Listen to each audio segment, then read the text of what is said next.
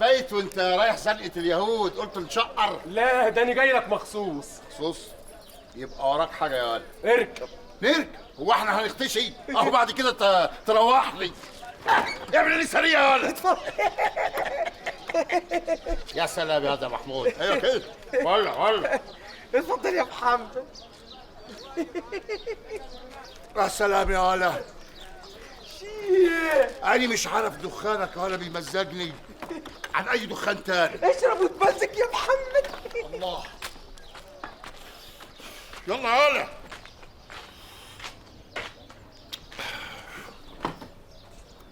الفورمه اللي معاك دي بتشتغل ايه؟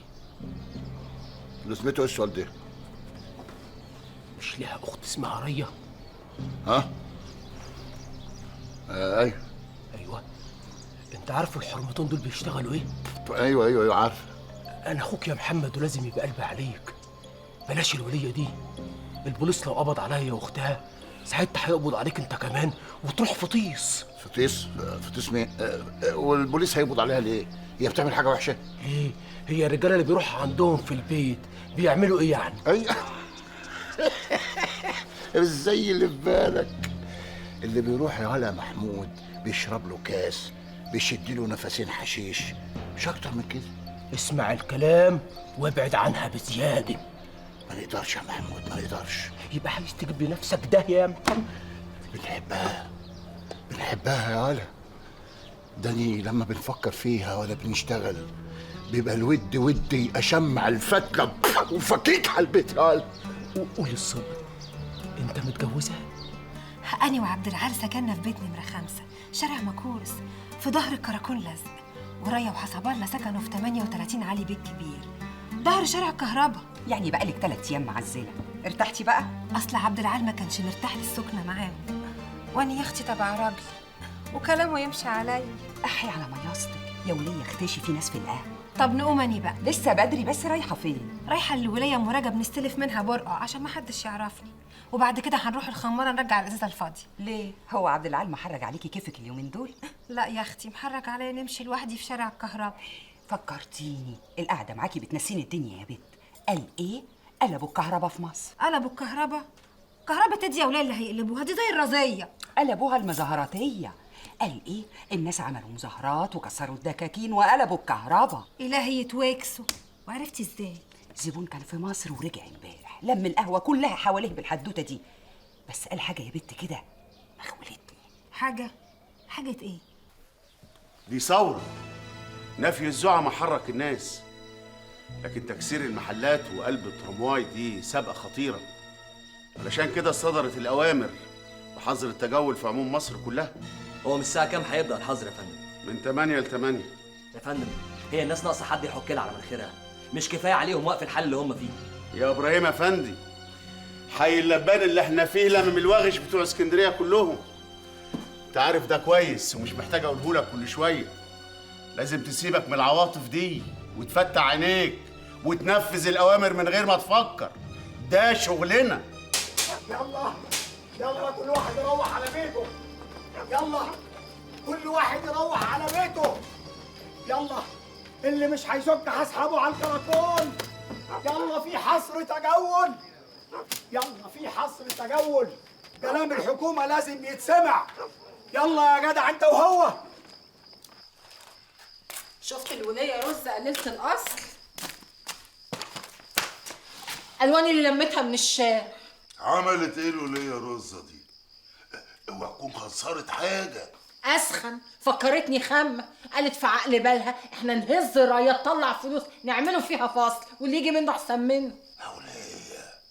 أولية حرام عليكي، الرزة دي مرة فنجرية. فنجرية بق يا اخوي. طب اقولك ايه، انا خدتها الترسينة وفتشتها ولقيت على قلبها سرة فلوس، فتحت السرة لقيت فيها جوز المباريب. عارف بتوع مين؟ وقعوا من الحرمة اللي كانت جاية. اللي كانت جايت مع الواد جبران بتاع الحشيش. أنا من غاصة قال وبنت أنا عايزة مصروف.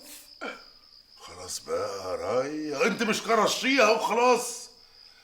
قومي بقى هاتي الجوز المباريم عشان نرجعهم لصاحبتها. ما تقومي يا ولية، وقومي حتى هاتلنا الاكل. وايه اللي هيخلينا نموت من الجوع؟ ما اللي بناخده من شغل يكفينا. ده انت يا حبيبي شغلتك دي على كف عفريت.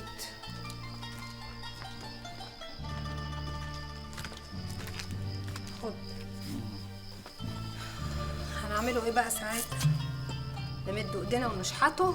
ما هو في الحال ماشي على دماغ الناس كلها، هيفوتنا احنا ليه؟ اهو بقى اللي يجرح ناس يجرح علينا. واحنا مالنا ومال الناس يا عبده؟ انا غرضي نعمله حاجه تنفعني وتنفعك، بس بعيده عن ريا وصابع البرومبا بتاعها ده. عشان خاطر اسكين عايزين نبعد عن الشغل ده اللي الرجاله رجلها ما بتنقطعش عنه. مش عايزين نتعرفوا في الكراكون ونبقوا زباينه. ما هو اللي في فكري بعيد عن اللي في فكرك ده. طيب عال، قولي لي بقى ناوي على ايه؟ هنفتحوا قهوه واني موافق، ومعايا حسبه هندوها لك. بس اكفي على الخبر مجور، واوعى تجيب سيره قدام رايا ولا جوزها، احسن بعدين يا اخويا يقول لي نشاركوكي وانا عاوزه نشتغل لوحدي يا عبده. ولقيتي دكانه فين؟ نواحينا. عارفه الكراكون بتاع اللبان؟ ايوه، ما انتي ساكنه في ظهر. هي بقى الدكانه اللي في ريحه، هي صغيره بس توفي بالغرض. اصلا ناوي اشتغل على الزباين اللي في الكراكون، الظباط والعسكر والقنبشيه. حلوه قوي ده يا بنتي يا سكينه. ايوه بس دي عايزه مصاريف. مصاريف كام يعني؟ ماني لازم نعمل النصبه ونجيب الكوبايات والفناجين والشاي والقهوه واللازم منه. ولا يهمك يا بت، كل ده يتدبر. يتدبر ازاي بس؟ أنا كمان لازمني كام كرسي وترابيزتين. يا اختي، ما انتي بتقولي ان شغلك هيبقى في القسم، وبعدين كده كده بقى ما تحمليش هم. اني هنديكي الكام كرسي والترابيزتين واي حاجه تعوزيها من كفه شيء. يا بت، اني رقبتي سداده من العندي قبل العندي. تاني بنستنشقه على اليوم اللي تبعدي فيه عن المشي البطال.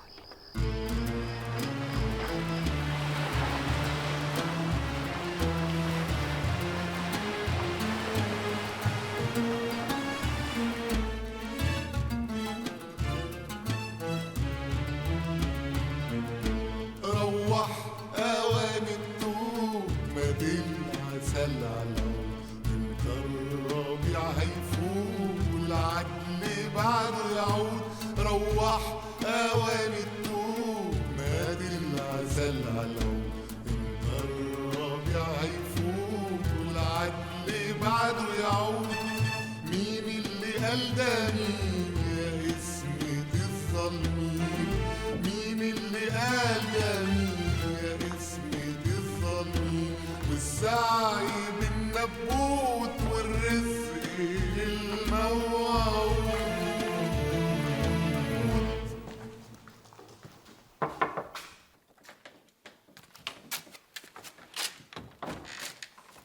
الشاي سعادة البيه.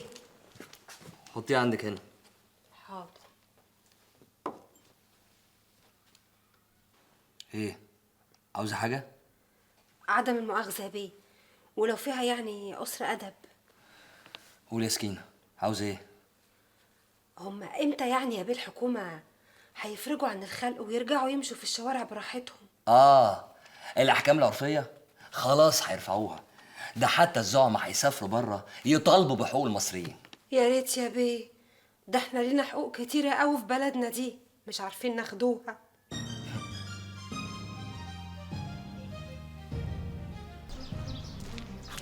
رياض يا محمود، انت كل يوم والتاني هتنط لي يا ولا؟ امك اشمعنى؟ جت من البلد. جت امتى؟ النهارده الصبح قبل ما ننزل الشغل. اوعى تكون يا ولا جبت لها سيره. سيره ايه؟ انني يعني نعرف واحده. انا قلت لها انك انت مش عايز تتجوز بس. قال بتبحلالي كده ليه يا جدع؟ طيب روح انت دلوقتي شوف حالك، وانا باذن ربنا كده لما نخلصوا الشغل هنفوت عليكم. ماشي؟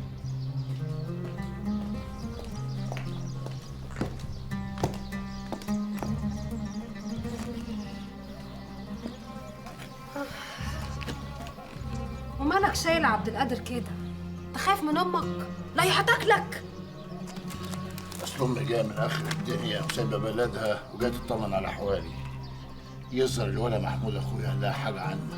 هيقول لها ايه يعني؟ هيقول لها اتجوزه، ودي فيها ايه بقى يزعل؟ جايز ما جابلهاش سيره الجواز ده. انت مش قلت له؟ يعني ما قلتلوش يعني بالمفتشر كده، لكن هو فهم او يمكن ما فهمش. ومخبي ليه بقى؟ ده اخوك. يعني الناس كلها عارفه واخوك لا؟ يعني ما جاش في بالي ان امها هتيجي بالسرعه دي. اسره اني هنقول لهم الحدوته تنتوفه تنتوفه. طب انت رايح لاجل تشوف امك، بتاخد هدومك ليه يا عبد؟ وهاني لازم نقعد معاه عند اخويا الكام يوم اللي هي قاعداه. انت ليه مش عايز تقول انك متجوز ولك بيت؟ ولا بتستعر تقول له؟ ايه؟ خايف نعرك يا عبد العال؟ تعريني يا سكينه بقى، ده اسمه كلام؟ ده اسمه كلام؟ انت تروح تجيب امك تقعد هنا في البيت، انت ابنها الكبير. وشوف بقى يا عبدو ازاي هنشيلها فوق راسي. اني هناخدها كل يوم نفسحوها ونروقوها ونزوروها لمرسي ابو العباس. مش وقته. يعني ايه مش وقته؟ شوف بقى يا عبد العال، اني لا ممكن نقبل انك تسيب بيتك وتروح تقعد عند اخوك. انت عايز الناس يقولوا ايه؟ سكينه بنت همام مش عايزه حماتها تخش بيتها؟ ولا محمد عبد العال بيستعر من مراته؟ بس عليك يا سكينه، انا استعر منك يا مهلبيه انت، ده انت على راسي من فوق. انا بس يا سكينه ليها غرض تاني. غرض ايه؟ يعني وانا قاعد معاها هناك هاخدها كده واحده واحده نقول لها حكايه جوازنا. اني الفار بيلعب في عبي ومش مستريحه للكلام ده يا عبد العال. صبرك عليا بس يومين اتنين، وانا حاجه اقول لك تعالي نروح عند امي، وباذن ربنا هخليها تبارك لك وتبوسك كمان. اما نشوف اخرتها يا عبد العال. وياك امك بقى تسافر من غير ما تعرف ان احنا متجوزين وتطلب تشوفني.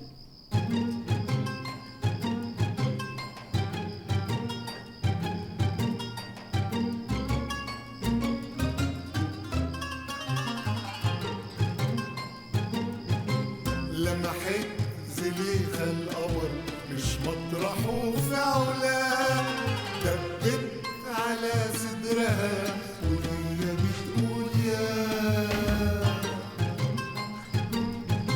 لمحت زليخة القمر مش مطرحه في علاه، دبت على صدرها وهي بتقول يا.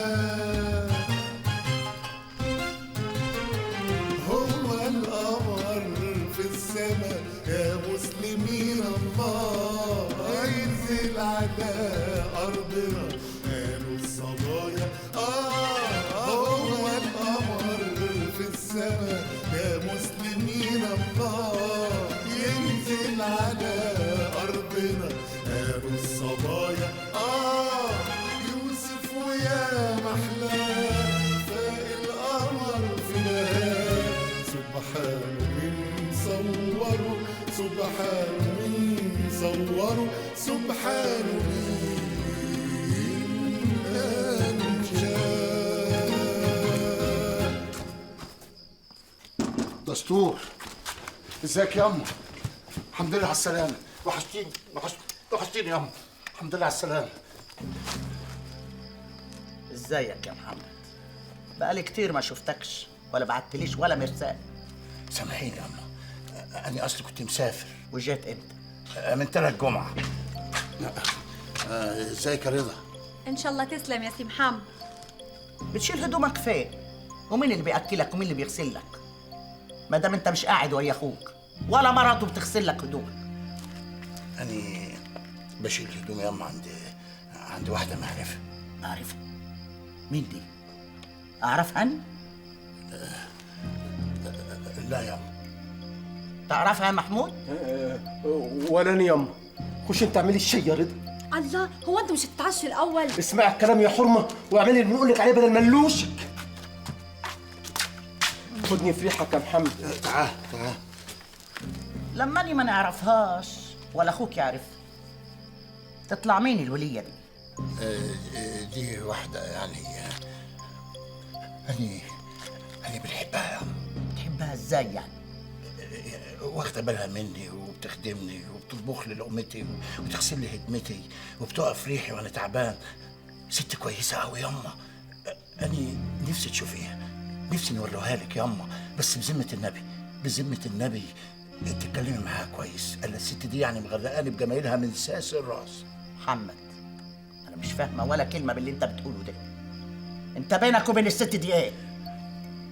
ماني قلت لك ياما أنا بنحبها، ولما تشوفيها ياما هتعجبك قوي. انت شفتها يا محمود؟ ماني قلت لي كم انا ما نعرفهاش.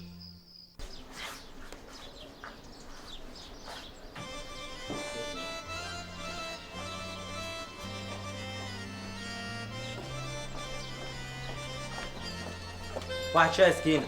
من عينيا. صباحك فل يا شاويش اولنا. خلي شاي شاويش عليها وقت واحد شاي. حاضر.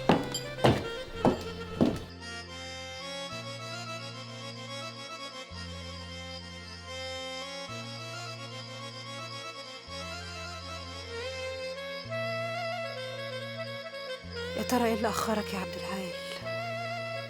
ده قايل لي انه جاي اول ما يخلص شغل. يعني ليه الفرع عمال بيتنطط في عبي؟ اكيد عبد العال عامل نصيبه عشان ياخد هدومه ويمشي ويعدي عليه اليوم من غير لا احم ولا دستور. طيب وما امسي عماد لك وموريك يا عبد العال.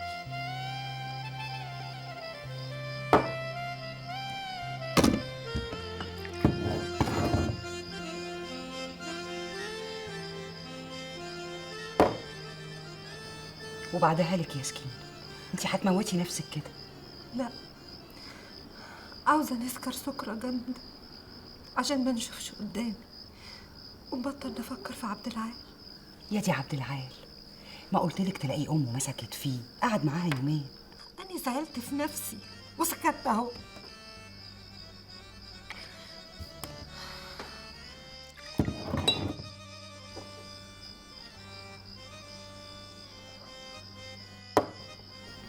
هو أني خمة ياخد هدومه عيني عينك كده ويمشي رايح على أمه؟ ما هاني المحقوقة إني سبته يمشي، بس قال لي أمه هو مستعر مني، مرضيش يقول لها إني متجوزاه. أيوه هو مستعر مني. يا بنت لو كان مستعر منك ما كانش كتب عليكي. هو انت يعني كنتي غصبتيه؟ أبدا، وأني حالفة ما نتجوزش أي راجل غصبانية. طب قوليلي، هو لما قالك إنه هيجيب أمه لحدك كان بيتكلم بصفة هزار؟ لا جد. خلاص اصبري شوية، هتلاقيه هو وأمه طابين عليكي. فكرك كده بس عوق قوي. يا اختي قطع الحب وسنين. يا بنت اجمدي شوية. امال حب ايه ده اللي يودي الواحدة في توكر؟ داني علشان كنت هنودي ريا وجوزها في ده، ورحت الكراكون وبلغت عنه. أني لو ما كنتش عارفاكي وحافظاكي كنت قلت الولية اتجننت. قومي نامي يا ولية، قومي نامي، انت ابتديتي تخرفي. أني بنحبه يا مريم، بنحب عبد العال قوي. ده لو ما رجعش هنموت روحي.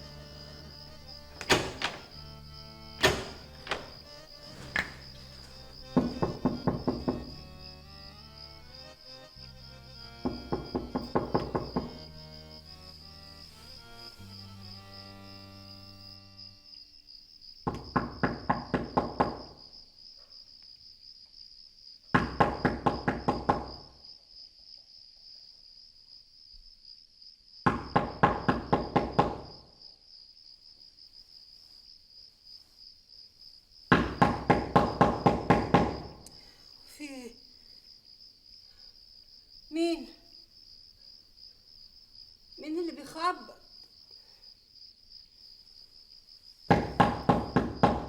مين اللي بيخبط؟ انت مين اللي بتخبط؟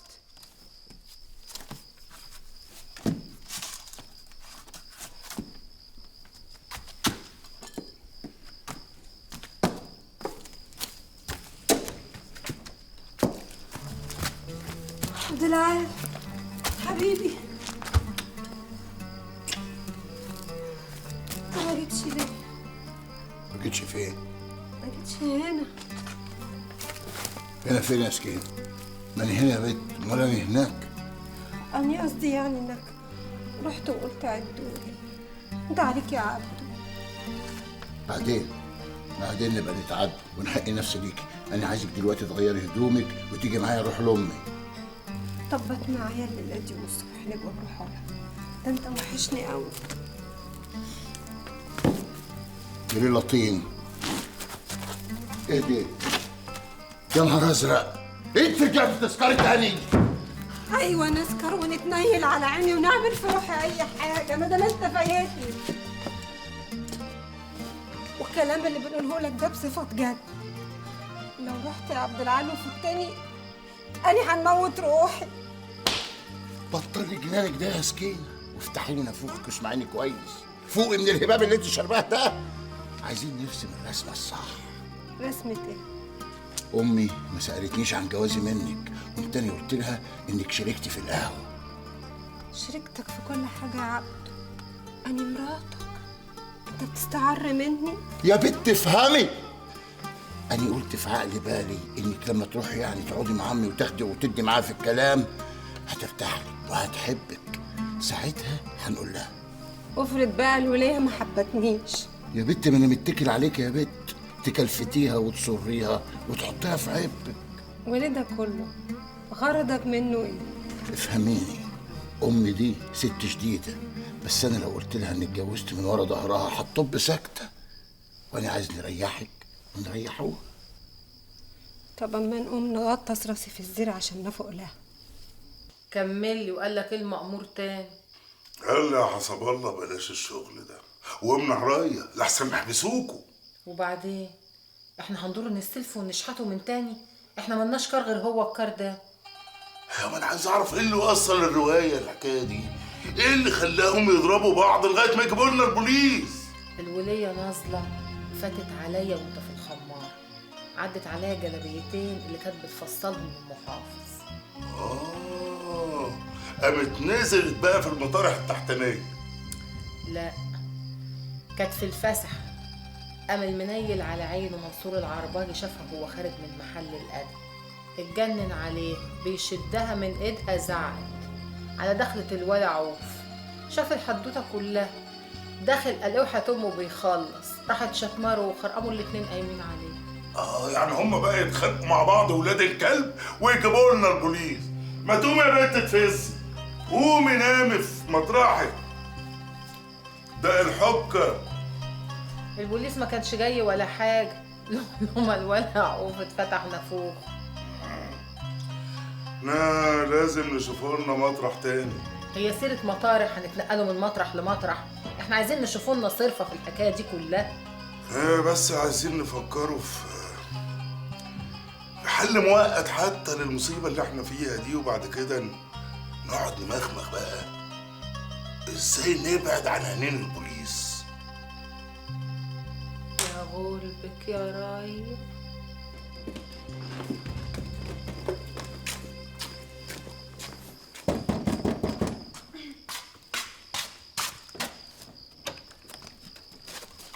مساء الخير يا رضا. ازيك يا سي محمد؟ خش يا سكينة. مساء الخير. يسعد مساكي يا عيني. رضا مرات اخويا. اهلا يا ست رضا، ازيك يا اختي؟ اهلا يا اختي، اتفضلي، ده انا محضره العشاء، اتفضلي. خش يا سكينة، خش خش يا رضا. اقعدي اقعدي. أم فين يا بيه؟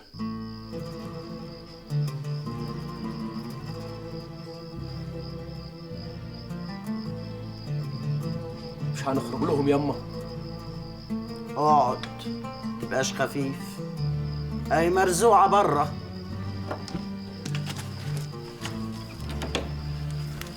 مساء الخير ياما. سكينة بره ياما، هتقابليها؟ يا اسمها سكينة؟ ايوه.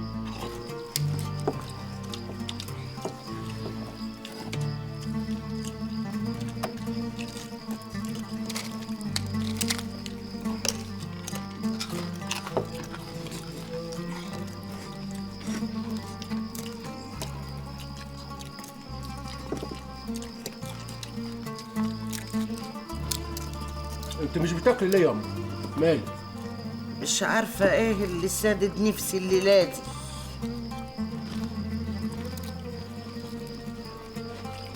ايه؟ طبيخي مش عاجبك يا حماتي ولا ايه؟ طبيخك حلو يا رضا، بس انا اللي مش عارفة مالي. كل يا كل كل يا سكينة، ما بتاكليش ليه؟ كل ده طبيخ لنا ما يعلاش عليه. ماني بناكل اهو. مطرح ما يسري يمري يا اختي، بالهنا والشفا يا ست سكينه. تسلمي يا اختي، طبيخك زي الفل، تسلم ايديكي. وانتوا بقالكوا ياما متشاركين في القهوه؟ ايوه ياما. من قد ايه كده يعني؟ ده من قبل ما اسافر السلطه بشويه. والدلعه دي سكينه متجوزه ولا عزبه؟ لا عزبه ياما. متجوزه قبل كده يعني. وانت منين بلد؟ شكلك مش اسكندرانيه. أني من بني سويف. بني سويف؟ وايه اللي حدفك النواحي دي؟ أكل العيش. محمد قاعد وياكي؟ هو واخد المنظرة اللي في ريحي. ما تبقي تيجي تشقي علينا، وهو تقعدي لك كام يوم مع ابنك الكبير، ونخدموكي بعينينا، ونشوفوا كل طلباتك ونكرموكي على الآخر. ربنا يسهل. طب بالإذن بقى أما نقوم نغسل إيديا. قوم يا رضا صب لها شويه ميه. حاضر.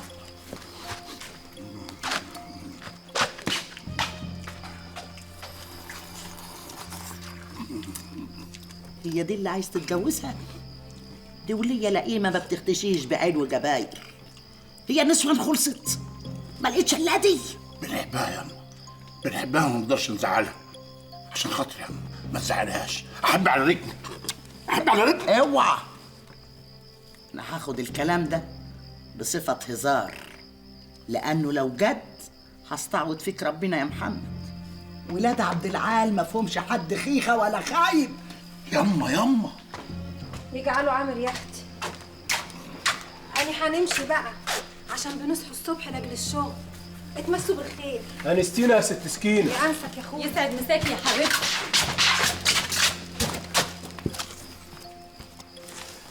خد يا سكينه قرش تعريف اهو، اركبي الكهرباء وروحي طوالي. نعم يا اخويا. ليه؟ لو انت مش رايح معايا؟ لا أنا هقعد مع أمي شوية، لازم نرسلي معاها على بر. انت ليه يا عبد العال فاكرني خامة؟ قول بقى ان هي اللي مش عايزاك تروح معايا من اصله. ما هي ما بقالهاش يومين، ما يجوزش نسيبها. ايه؟ ما انت قاعد يومين طوال عراض في حضنها، ما شبعتش منك؟ طب بات في حضني واما يصبح الصبح ابقى اروح لها، واني كده نبقى نتنازل عن حقي. ما ينفعش يا سكين. يعني نقول لها ايه؟ بننام في حضن شريكتي؟ أنا ماليش دعوة تقول لها إيه وما تقول لهاش إيه. خش هات هدومك يا عبد العال. ما هو هاني مش هنرجع لوحدي. خش هات هدومك ولا هنفضلوا واقفين هنا لما يصبح الصبح. انت كمان يا سكينة، انت كنتي اغسل الشيطان وروحي. لا مش هنغزي الشيطان يا عبد العال، أنا وليا مجنونة. خش هات هدومك. قال لو سيدي عماد هنخش نجيب هاني. خش يا عبد العال. بزيادك يا سكينة، انت ناوية تجرسيني هنا ولا ايه؟ قول كده، بتستعر مني. بس أنا بقى مش هنتنقل من هنا لو رجلي على رجلك، وعقلك في راسك تعرف خلاصك. ما تضايقيش خلقي يا سكينة، اللي انا خلقي داء. ازاي ده يا محمد؟ الليل اتمسى والناس بتنام. ما فيش حاجة يا أما، خش انت خش. اخش ازاي وصوتكم سمع للجو؟ في ايه يا سكينة؟ ليه وليه انني بنقول له خش هات هدومك وروح معايا، ما خلصتش منه. يروح معاك فين يا ولية انت؟ انت ايه ما بتخشيش؟ الله، عيني عينك كده. أنا مش هنرد عليك يا محمود. الدلعات يا سي محمود. ايه يا جماعه في ايه؟ في ايه يا ام؟ أنا عاوزاك في كلمة. مفيش كلام سر، اتكلمي قدامي هنا. ولا فاكره اللي هتقوله له مش هيقولوا لي؟ ايوه كلام امي مظبوط، انا ما بنخبيش عليها حاجه. يلا يا سكينة روحي. اوعى ايدك. طالما مفيش حاجة سر يبقى أنا هنقول لكم على اللي في ضميري. انت هتقلي بيها محدتها قلت لك تعالى روحي. سيبها يا محمد. قولي يا اختي على اللي في ضميرك. عبد العال ده يبقى جوزي واني نبقى مراته. ده كان اتفاقنا يا سكينة، بتبوظي كل الرسم اللي بنرسمه بقالي يومين. اهو بعملتك المهببة دي ام هتزركن وهتركب راسها. له تحكيم رأي وخلاص، وانت مالكش كلمة وياها. انت هتروحي دلوقتي وانا هنرجع لها عشان نعدل المايل ده ونهدهم. بكره الصبح هنعدي عليكي عشان نروح نصلحوها. أنا مش عاوزة نشوف أمك دي تاني ولا نستعبرها. أني غرض نلم الموضوع يا سكينة، ما نفرشحوش. أنا بعمل كل ده يا سكينة عشان بنحبك. انت لو بتحبني صحيح هتروح معايا وتبقى تروح لامك تشق عليها. انت كده بتحريبي يا سكينه، وانت عارفه كويس انني ما بنحبش كده. ارسلك على بر يا عبد العال، يا هتروح معايا دلوقتي يا تطلقني. يا نهار ازرق، اطلقك يا سكينه؟ لا مش هطلقك. يبقى تروح معايا. ولا دي كمان، انا مش هنروح معاكي، انت اللي هتروحي لوحدك وتقعدي كده توزني الكلام اللي طالع من حنكك اللي عامل زي الدبش ده. ما كنتش نعرف ان امك هي اللي ممشياك وانك مش قادر تبعد عن حضنها ولا يا عيني تبات بره. طلعت خيخه يا عبد العال. خلاص يا بنت الكلب، انت بتضربني يا عبد العال. ونقتلك وندفنك لو حكم الامر.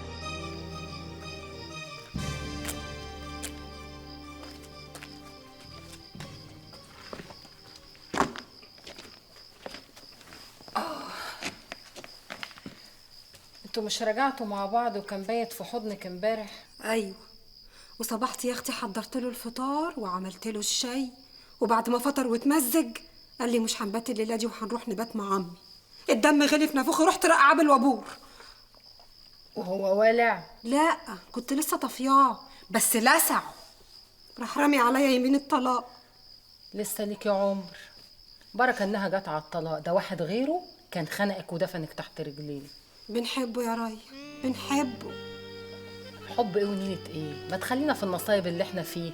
هو في مصيبه اكتر من اللي بيحصل لي ده؟ ايوه، في اننا خلاص هنموتوا من الجوع.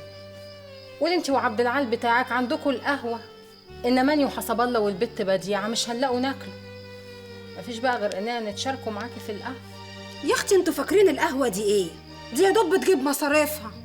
سيبوني بقى في حالي، كفايه اللي انا فيه. اخصى عليك، تشوفينا في دقيقه كده وتسلتي ايدك. وانتوا من امتى يا اختي كنتوا وقفتوا جنبي؟ خلاص يا اختي بقينا في الهم سوا، ما بقاش حيلتي اللضا. ولا تحملي هم حاجه يا أم.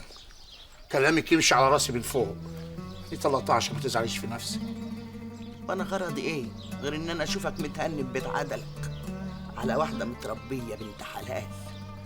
لكن ولية سكينه دي شرانيه بنت حرام بتاعت سكك. اللي مش قادره افهمه، انت اتلميت على الحرمه دي فين؟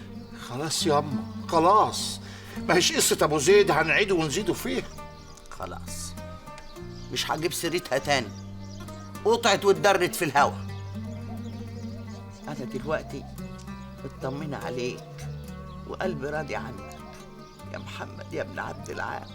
قعدتي تحريبي لحد ما طيرتي الجدع من ايدك، وانا اللي فرحت وقلت خلاص سكينه هتنعدل، اهي اتجوزت الراجل اللي بتحبه وفاتحه قهوه تسترها وتعيش بيها بعيد عن المشي البطال. لكن الظاهر بقى ان اللي فيه ده ما بيبطلوش. ايوه ده قطوع الحب. قولي لي نعمل ايه في روحي؟ بنحبوه موجوعه قوي يا اختي. خليكي في قهوتك واكفي خيرك شرك، وان كان على عبد العال بكره يرجع عقله في راسه ويرجع لك. واني قادره استنى لحد بكره؟ بنقول لك موجوعه وما عادش فيا عقل. خلاص روحي له شغله وقولي له توبه من دي النوبه وحقي برقبتي. هو قاطع فيا بصحيح، قاطع فيا قوي، بس لا اني ما نروحلوش. هو يجي لحد عندي ويحب على دماغي ويقول لي اني محقوق لك يا حبيبتي. يخرب بيتك وبيت جنانك، أنا زي مصاحبة واحدة زيك، ده انتي مجنونة بنت مجانين. أيوة اتقمصي بقى واعملي نفسك زعلانة. يا بت داني بنحبك، قلبي عليكي ونفسي نشوفوكي مرتاحة، بتاكلي لقمة نظيفة شريفة ومتسترة في بيت مع راجل يحاجي عليكي، وربنا يتوب عليكي بقى من المدعوق اللي بتندعي فيه ده. ما هو المدعوق ده هو اللي بيخليني اتخمد وما نفكروش في عبد العال. انسي عبد العال وشوفي اللي جاي شكله ايه، واديكي شفتي اللي حصل لاختك رايه. ماني فت عليها واني رايحالك، قلت نفش غليلي وياها، حكت لي من طقطق لسلام عليكم. قالوا ايه يا اختي؟ عايزه تشاركني في القهوه هي وسبع البرومبا بتاعها. اياكي وبزياده اللي فات، وبعدين دول بقوا مشبوهين في الكراكون اللي انت شغاله عليه.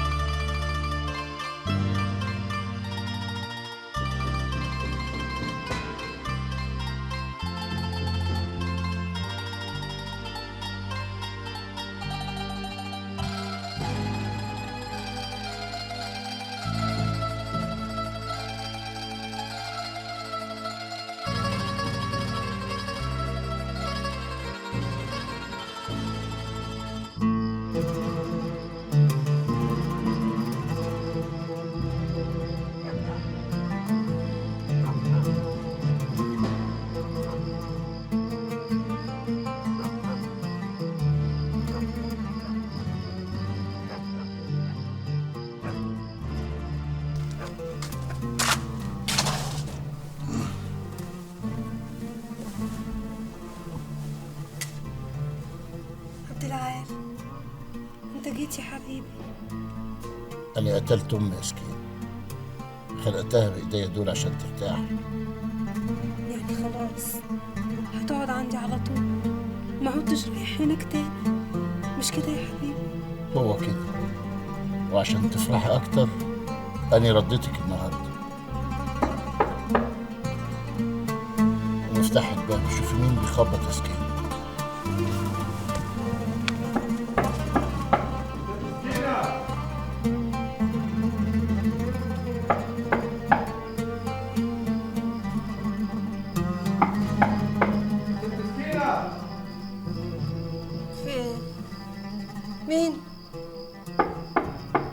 مين بيخبط؟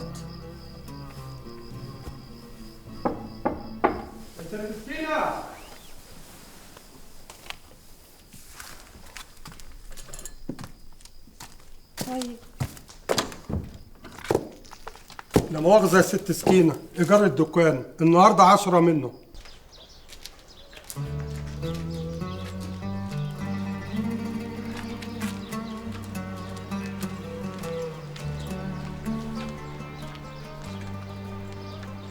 لك عين تيجي لحد هنا؟ بالذمة مش مكسوف من نفسك؟ اللي ما فكرت حتى تسأل عليا ولا تطمن عايشة ازاي ولا منين؟ هنت عليك يا عبده، هنت عليك العشرة. نسيت سكينة اللي كانت شايلاك في نن عينها. أنا استحملتك كتير يا سكينة، وأنت في لحظة بعتيني. يبقى مين فينا بياع؟ طب ما تسأل روحك ليه؟ مش انت اللي مشيت ورا كلام امك وطلقتني؟ خلاص يا سكينة، الكلام ده ما عادش يجي منه. ليه بقى؟ انت قلبك اسود يا عبده؟ اللي فات مات واحنا ولاد النهارده. أنت عايزة مني إيه؟ أنا عايزة اللي معذبك ومش قادر تنطقه. أيوة يا عبد العال، أنت لسه بتحبني وبتموت فيا. ده أنت أول عينك ما وقعت عليا شفت في عينك، عرفت إني لسه ساكنة جوه في قلبك. اللي ربى خير من اللي اشترى. أنا هنستناك بعد ما تخلص في قهوة مريم. ما تعودش. فوتك بعافية.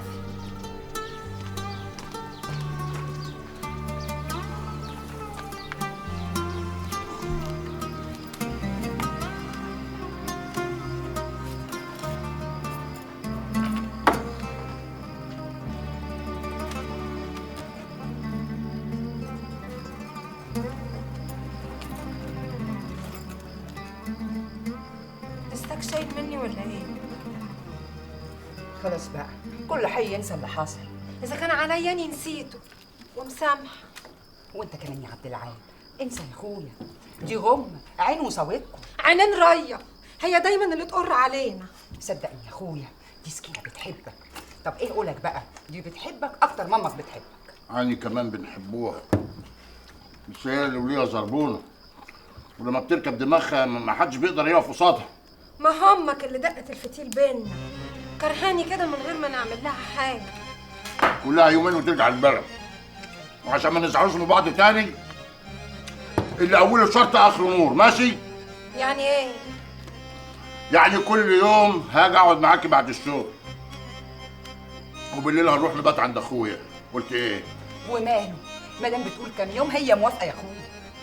ما حد أمي ما تسافر، كل حاجة ترجع زي ما كان، والزبيب يرجع للمهلبية. اسمع كلامي يا محمد يا ابن عبد العال، اوعى تفكر في الجواز في واحدة من هنا. يوم ما تيجي تتجوز ابعتلي وانا اختار لك واحدة من البلد نقاوي عيني. حاضر يا عم، ما توصنيش. حاضر. وخليك قاعد ويا اخوك، هتلاقي اللي يغسل لك هدومك واللي يعمل لك لقمتك، وبلاش تضيع فلوسك يا ابني. خد بالك من اخوك يا محمود. اطمني يا أم. ايه اللي بتريده يا أم؟ هو مين فينا الكبير؟ انت الكبير بس عقلك صغير. يلا يا أم علشان نلحق الوابور. يوم ما تيجي تتجوز شيعلي وانا اختار لك واحدة من البلد. فوتك بعافية. توصلي بالسلامة يا عم.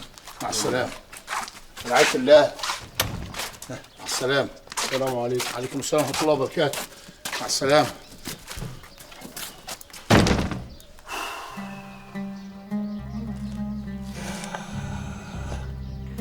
اقول لك ايه ولا ايه يا معلمه سكينه؟ من ساعه ما اختك بطلت تشتغل وعزلت من بيتها والحاله بقت دكه قوي، والدور والباقي على عيا جوزي. مش عارفه هكفي على المكاليف دي كلها منين. الحال من بعضه يا خضرة. اديني يا اختي قفلت القهوه ويا دوبك عايشه على القرشين اللي بيسيبهم لي عبد العال. طب ايه رايك يا اختي مادام سبتي الشغل تشوفي لك شغلانه تانية؟ يا اختي انصحي نفسك، ده ايه الغلب ده؟ استني على رزقك امال. ايه رايك تشتغلي دلاله وانا اشتغل وياكي واللي نكسبه نقسمه بينا؟ دلاله؟ بس أنا ماليش في الشغلانة دي، ما نعرفهاش. يعني أنا اللي أعرفها. إيه رأيك نروح لأمينة اللي في حارة النجا اللي ورانا ناخد شورتها؟ دي دلالة من صياطة بحري. ما أنا لو كنت. هو أنت خلاص ما بقاش عليك غير لو كنت إله تنصاب يا بعيد أكتر ما أنت منصاب. ما هو ربنا حواجني الواحدة زيك عشان انصبت في نافوخي يوم ما بعت الفرسة والحنطور. كانوا عملوا لك ايه الفرسة والحنطور؟ ما انت فقر طول عمرك. يا ولية لم لسانك الزفر ده، واني طلعتك من قليل؟ لسانك ده اللي عايز القطع. بذمة النبي انت عايز علقة من اللي كنت بنديها لك. طب ايه رأيك بقى؟ انت النهارده محروم من الغدا. يا ولية هو اني قلت حاجة؟ اوعى، احنا بناخد وندي في الكلام. تاخدي لك نفس. إلهي انقطع نفسك يا بعيد أكتر ما هو مقطوع. يا راجل اتلم، خلينا نشوف شعبان هيعمل إيه مع المستأجر اللي طالع ده.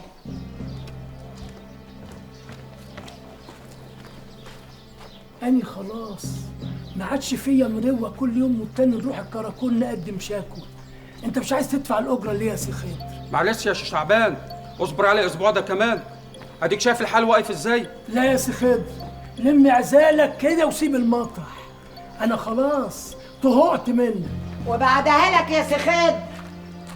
إيه؟ ما تدي للراجل فلوسه، الراجل رايح جاي كل يوم على مستأجر شكل. انتوا إيه؟ ما عندكوش دم؟ الله، جرى يا ست أمينة ما تخليكي محضر خير أمال. بلا خير بلا شر، انتوا ما بتحسوش؟ الراجل صحته على قده، رايح جاي عليكم، يا تدفع يا تمشي. وانت ايش اخصاصك بينا؟ انت ليكي في الطور ولا في الطحين؟ ماليش يا حبيبي في الطحين، بس ليا في الطور. لا يا سيدي، ليها في الطور وفي الطحين، وزي ما بتقول لك كده يا تدفع يا تمشي. حاضر يا سي شعبان اللي تشوفه. ناس ما عندهاش دم. الله يكون في عونك يا سي شعبان. غلبت يا ست أمينة، غلبت. دعني بنجري وراهم وكل يوم والتاني نعمل لهم شكاوي في الكراكون. يا اخويا بتشوف لك حد يلم لك ايجارك بدل مروحك الكراكون اللي ما منوش فايده ده. اعمل ايه؟ شوري عليا يا ست أمينة. ما لقيتش غير الولية دي اللي تشور عليك. إلهي تنوكس يا نص، بس هتنوكس اكتر من كده يا ايه؟ ما انت نص. شوف يا سي شعبان، انت لو سبتني على السكان دول نطلع لك العفاريت الزرق على جتتهم ونلم لك ايجارك على داير مليم كل طلعت شهر. وعشان ايه ده كله؟ شوفوا يا اخت الراجل اهو، تديني مطرحي ده من غير اجره، وليك عليا ما خليش مطرح مساكن في بيوتك التلاتة دول، واللي ما يدفعش نكرشوه وندي المطرح لحد بيدفع. ها قلت ايه؟ واني معاها يا سي شعبان، نساعدوها وتعفونا من اجرة الدكان. انت اول واحد هتسيب المطرح لو ما دفعتش الاجره، فاهم يا نص؟ يا ولية يا قليلة الاصل، داني طليقك وابو عيالك. اسمع يا نص، لو مش عاجبك كلامي سيب المطرح يا اخويا، وهو عندك الدكان اهو بات فيه. هو اصله ايه ده؟ اقرع ونوزه اهي. شوف يا سي شعبان، اني وليا حقانيه ما بكيلش بمكيالين، وطليقي زيه زي اي مستاجر. ما عندناش يا اخويا خير وفقوس، ما يدفعش نكرشوه، واللي نمشوها على الغريب نمشوها على القريب. ها قلت ايه؟ اتفقنا. أنا يا اختي سبت الشغلانة دي أديلي مدة، لما أبو أحمد النصعي باع الحنطور والفرسة اضطريت نخدم في بيوت الخواجات، ولما أبو أحمد النص أمن رقدته شارك في دكان فرارجو، طلب مني اقعد في البيت، انا ما رضيتش، قام طلقني. لو فتح مطعم ولا فرارجي؟ ما هو لما لقى الطيور مش جايبه همها قلبوا مطعم، وبعدين قلبوا دكان خمره مغشوشه، لكن لا ده نافع ولا ده نافع. اصل بعيد عنك يا اختي، الحشيش اللي بيتنيل ويشربه مش مخلي في جيبه قرش ابيض. طب لما انت يا اختي بطلتي الدلاله، امال بتجيبي اكل عيشك منين؟ ادي احنا بنحصل لصاحب البيت الاجره من السكان ومديني المطرح ده من غير فلوس. على كده بقى سبتي الخدمه في البيوت؟ نعمل ايه؟ العيال حكمت رايها عليا ومنعوني عنها، لكن يا اختي لو احتجتوا اي حاجه انا في الخدمه. تسلمي يا حبيبتي. والعمل ده الحاله ضنك، وقلنا هنلاقي الشورى عندك. عايزه تسمعي مشورتي؟ سيبك من الشغلانه دي، انت واخده على الشغل السهل، لكن دي شغلانه وجع دماغ. الزبون بيدفع اللي عليه بنشفان ريق، واخره المتمه تلاقي نفسك مديونه لاصحاب المانيفاتوره. نهايته فكري فكري وانت اضرب مصلحتك.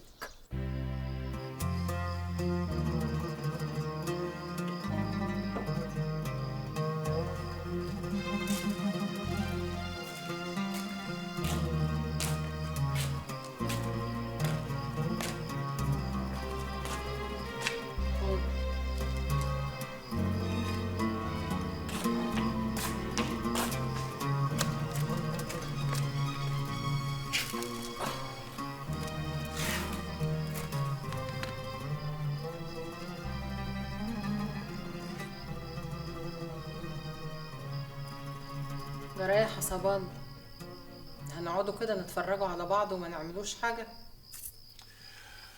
شوري عليا انت، مش انت اللي مخك نور؟ يعني بنفكر ما نشتغلوش في حته واحده. يعني ازاي يعني؟ يعني ناخدوا لنا كام مطرح في كام بيت. انا حاطه ايدي على الاوضه دي ورميت فيها شويه خشب، قفل لنا البوليس مطرح نلاقوا غيره. هو اللي حصل لنا ده شويه. انا مش حاسس في نفسي انهم قفلوا بيت الكامب، انا اللي قاهرني الفلوس اللي راحت علينا دي. مقدر ومكتوب. ايوه بس فينك يا عرابي؟ او لو كان موجود في الوقت ده ما كانش قدر البوليس يجي لنا وما كانش حصل اللي حصل. عربي ايه وزفت ايه دلوقتي؟ ما الواد العسكري اللي كان تبعنا كان واقف وما قدرش يعمل حاجه. عايزه مننا ايه دلوقتي؟ نمشوا في حكايه البيوت دي، ولا من شاف ولا من دري. طب افرضي قلنا بقى بكبسه كده وقال لك فين الرخصه والضرايب؟ ضرايب ايه ورخص ايه يا اخوي؟ هو احنا بنشتغل ببيت بطال؟ احنا بيوت فرفشه وبس. حاجه كمان عايزه نقول لك عليها، ايد لوحدها ما تسقفش. هتقولي لي سكينه تاني؟ انت مش هترتجعي الا لما تفضحيني. يعني ما نقدرش نسد على المطارح دي كلها، وما نقدرش ندخل علينا حد غريب، وسكينه فاهمه وراسيه على الدور، وزيتنا يبقى في دقيقنا ونبقى سطر وغطا على بعض. مانيش عاوزه نشتغل. ليه يا سكينه؟ امال هتعيشي منين يا اختي؟ والمدعوق اللي بتطفحيه ده هتجيبيه ازاي؟ يا اختي نعيش زي ما نعيش، لكن انا زهقت من الشغلانه دي. احنا هنبقوا زباين في الكراكونات؟ ما تخافيش، المره دي هنشتغلوا في السر، لا من شاف ولا من دري، كله في السر. يعني ايه؟ مش فاهمه. يعني الزباين هيجولك يا اختي لابسين طاقية لخفه؟ زبايننا القدام بس اللي رايحين يجوا، وانت هتخلي بالك من الزباين اللي عندك هنا في المطرح. انهو مطرح يا وليه؟ هنا مطرحك هنا.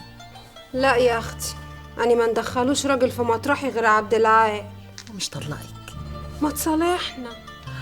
من امتى ده حاصل؟ بقاله جمعتين. قلتيلي بقى مستغنية يعني، انما هو يعني يوميته كام؟ يا اختي ما تحشريش نفسك في اللي مالكيش فيه، جوزي ومكفيني. عاوزة انت ايه بقى؟ حق بطلولة اسمعوا ده. انا عاوز ايه يا مرة مهفوفة ان شاء الله مصلحتك. اسره شاوري روحك وبفوتي عليا رسيني، واني هندورك على مطرح نشتغلوا فيه على الله يطمر.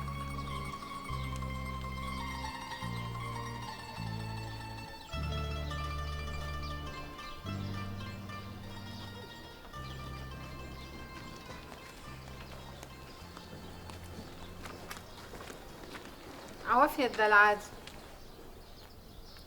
الله يعافيك. اي خدمه. كونياك مفتخر، براندي، حتى السكولانسي موجود. لا أنا ماليش في المدعو ده. أنا جاية قصدك بنسأل مفيش مطارح فاضية هنا؟ اهلا وسهلا يا اختي، اهلا وسهلا. اهلا عندنا مطارح زي ما تعوزي. عاوزه ايه؟ أنا عايزة مطارح في البيت الحلو ده.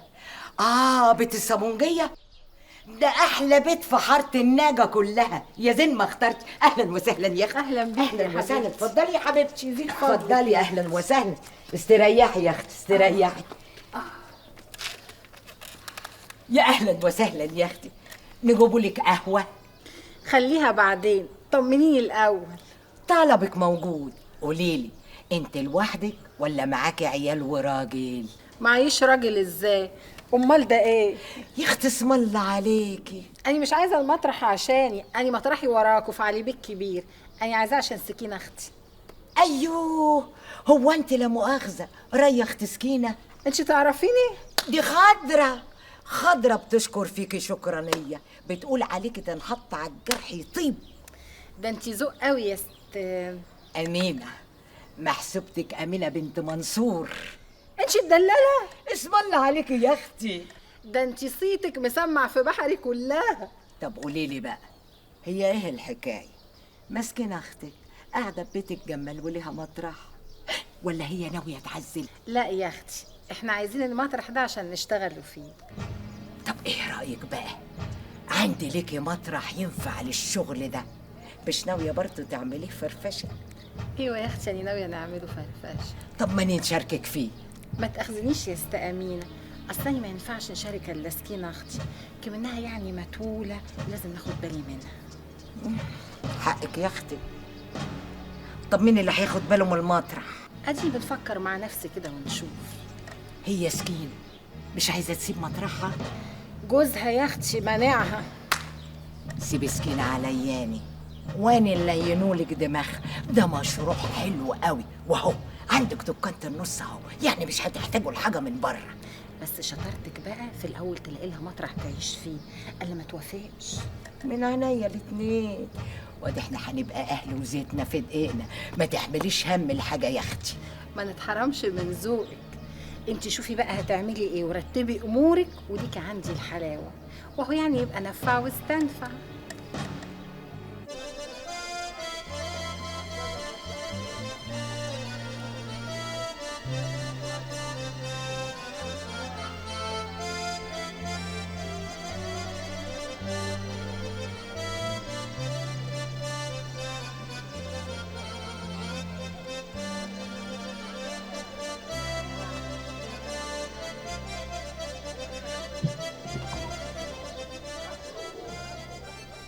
ايه ده كده وفهمني ايه اللي حصل، انا مش فاهمه منك حاجه. أني خلاص فاض بيا من أم دي، يعني أنا هنجيب الشغل منين يعني؟ نضرب الأرض طلع بطيخ؟ طفشت ومش هنرجعوا لها تاني إلا وأنا بنشتغل. يعني انت جاي ترمي بالك عليا وهتبلط؟ ماني ماليش حد تاني نروح له، وماليش بيت غير بيتك يا خالتي. أنا هنشوف لك شغلانة على مزاجك. أنا عارفة إن أنت صاحب كيف يا ولد. هو فين الكيف؟ شغلانة إيه يا خالتي اللي هتشوفها لي؟ يا أختي ما تحمليش هم لأي حاجة، الواد محمود ابن أختي متودك ومش هيخليكي عايزة حاجة. خلاص يا أم أحمد ريحتك. ماني سبق وقلت لك المطرح اللي بنعيش فيه ما نحبش حد يخشه غير عبد العال. ماني قلت لك هنديكي مطرحين، المطرح اللي تحت للشغل والمطرح التاني اللي فوق مطرحك الخصوصي. يا سلام على مخك النور يا ام احمد. واذا حد يا اختي من الزباين عايز يشرب كاس اهو عندك دكانة النص. هو انت جوزك فتح خماره ولا مطر؟ يا اختي مش جوزها، ده طليقها، بس هي بتخدمه جدعانه. المطعم يا اختي فتحوا يومين وبعد كده قلبوا محل بتاع الزوزه وخمره سايبه ومقفوله. خلاص هي محلوله، ايديها هتبقى بايدين وهتبقى المصلحه واحده. استبينا يا اختي. ما تقولي استبينا. استبينا.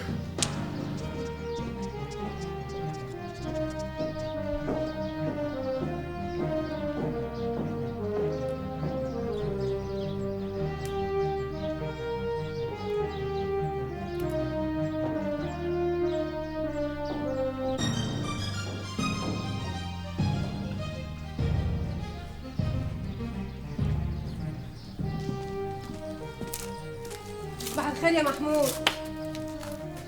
صباح الفل يا ست الكل. انت يا اخويا لسه بتفطر؟ اطمني، الزبائن ما بتهلش غير من بعد اذان الظهر. في حاجه عندنا في التموين ناقصه؟ أني بعد ما نشرب كوبايه الشاي هنعملوا شيشنا على كل حاجه، واذا لقينا حاجه ناقصه كده ولا كده هنقولولك. طب انا خارجه شويه وراجعه لك.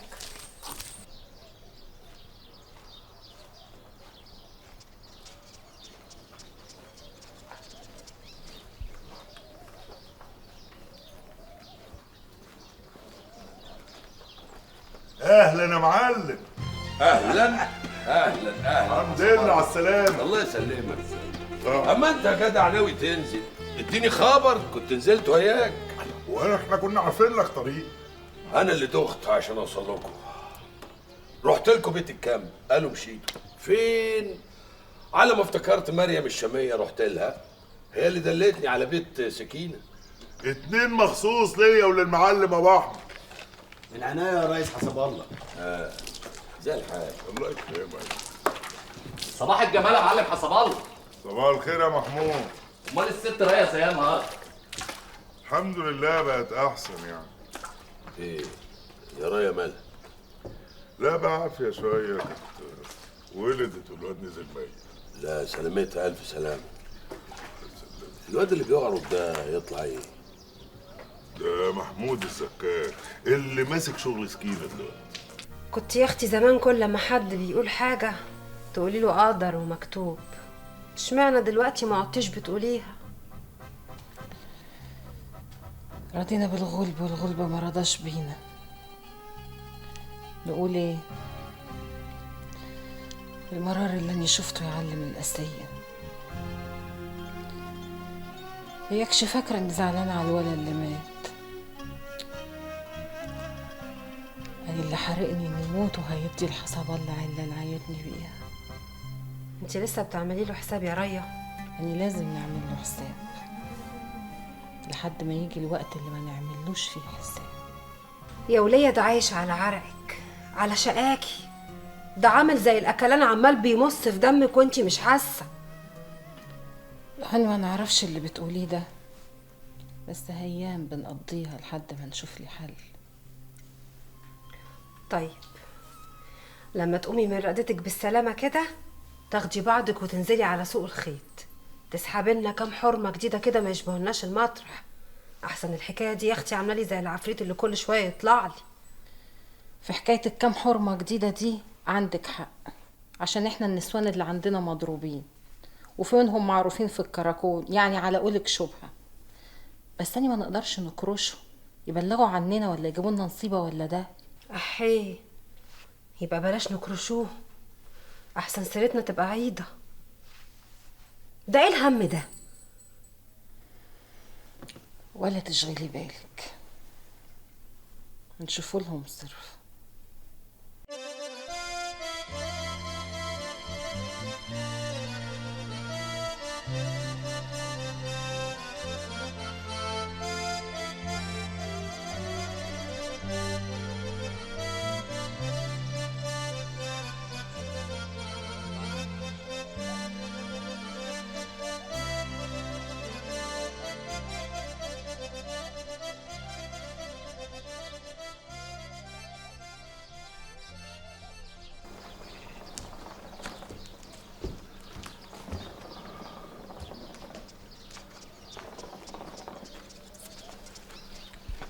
اتفضل يا معلم. صباح الفل يا زكاك. صباح الجمال يا معلم. عيني الواد الزكاك ده عليه تعميره سلم ايديه في رصها. مش قلت لك دي هديه ام احمد لينا، ده صيته ضارب في بحري كله. المهم ما ضربش للكراكون. على العموم المأمور اللي هنا راجل طيب قوي، والمعاون بتاعه هو اللي كان في كرموز. نقلوش الواد عم موجود العسكري وراخر. على ايه يا اخويا؟ على خيبته. هو كان فالح بس غير في انه ياخد الجرايه من رايه كل يوم. امسكوا الخشب، الرجل عرفت البيت اهو.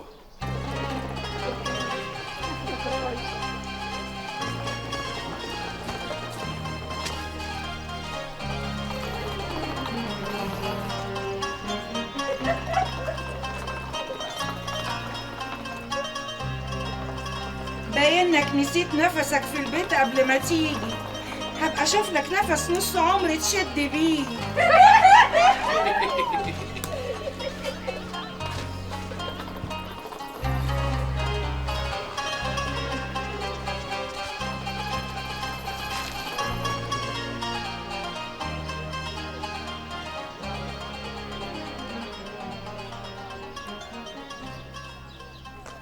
واقفين كده ليه يا جدعان؟ مالكم مترصصين كده؟ يا تخشوا يا تمشوا. مفيش مطارح جوه يا معلمه. طب اوعالي كده، اوعالي ندخل نشوف صرفه في الحكايه دي. واني هنعمل لهم ايه؟ هنقعدهم على حجري؟ خساره الزباين دول يروحوا مننا. خلاص كلمي الولايه ام احمد خليها تفضلك مطرح. يعني هتطرد السكان؟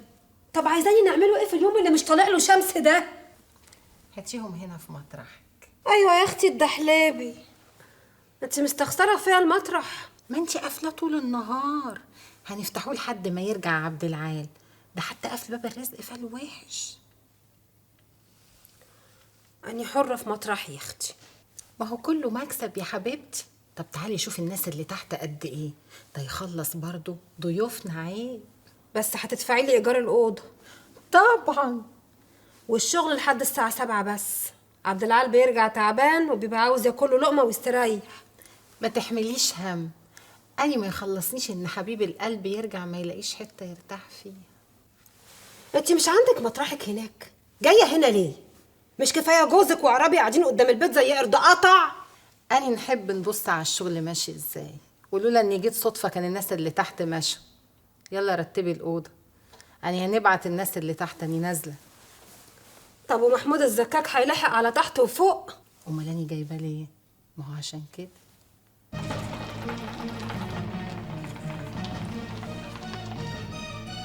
أنا ماليش دعوة بالحاجات دي، اسأل المعلمة الأول.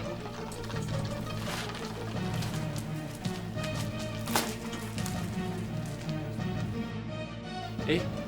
طيب انا هنشوف المعلمه سكينه ونقول لها.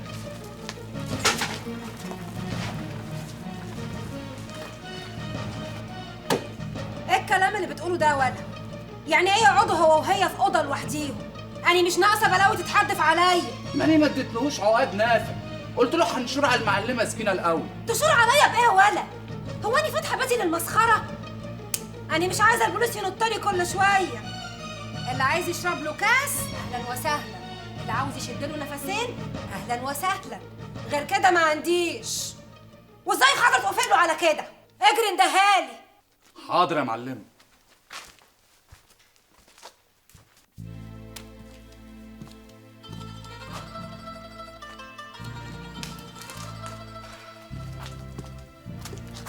هو محمود الزكاك قالك؟ من امتى يا خضرة اني بنوافقوا على الشغل البطال ده؟ ده الزبون هيدفع 15 قرش. ان شاء الله يدفع مال قارون، احنا مش بتوع الحاجات دي. وتاني مرة لو سمعت حاجة زي كده مالكيش عيش عندنا هنا تاني. فاهمة يا خضرة؟ فاهمة يا معلم. يلا نجري شوفي شغلك.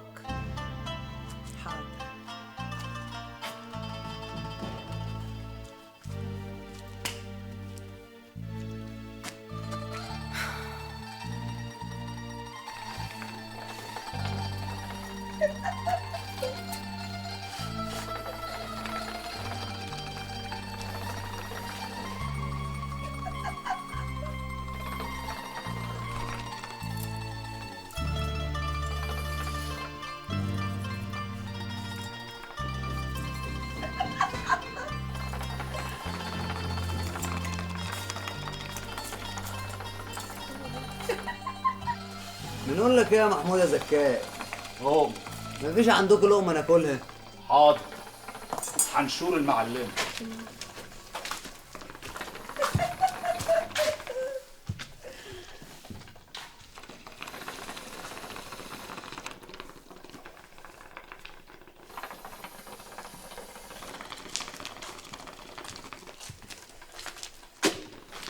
فين الزبون اللي عاوز ياكل؟ اني يا معلم. عاوز تاكل ايه يا عيون المعلم؟ رحب الاكل ده على فين كده؟ واحد من الزباين جاع، قلت نحط لهم الاكل بتاعي وبعدين نبقوا نطبخوا غيره. كده سفلقه؟ سفلقة ده ايه؟ كله بتمنه يا عيني.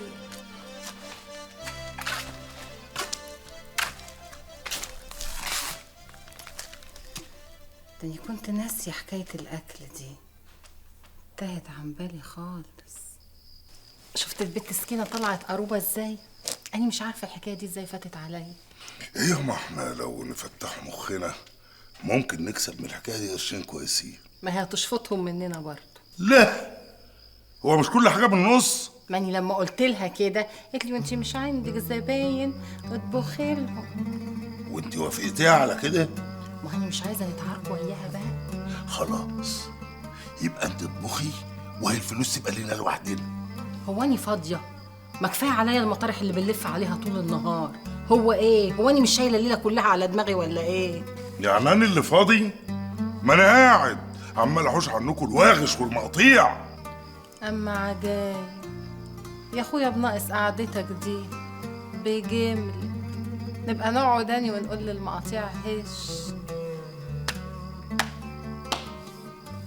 يا فالح.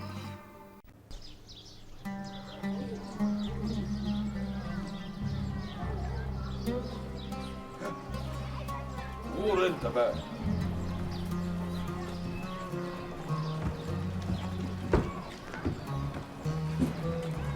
السلام عليكم. وعليكم السلام ورحمه الله وبركاته. خد يا عبعال ما تخش. لك يا حسب الله انا راجع هركان يا دوب هناكل لقمه ونريح شويه انا طالع. بس استنى بس الا الاوضه فيها شغل يعني. ايه؟ شغل؟ شغل؟ انتوا ايه؟ خدتوا الاوضه لحسابكم؟ انا هشوف لي مطرح تاني. تعالى بس، تعالى اقعد معانا شويه. ولا انت ما بتحبش قعدتنا؟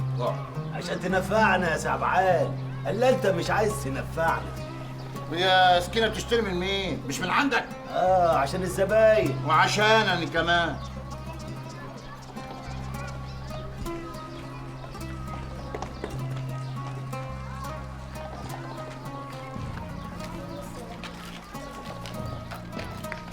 وهات لنا معاك كمان 3 براندي. يدوم عبعال. خد يا بيه. خد يا بيه. قولي لخالتك ان انا جيت، خليها تفضي الاوضه. طب اديني عيش تعريفه وانا اقول لها. غوري غوري يا بنت، كانت داهيه في اللي خلفوكي. غوري. يا تطلع اليمين يعني، ما هو العرق دساس.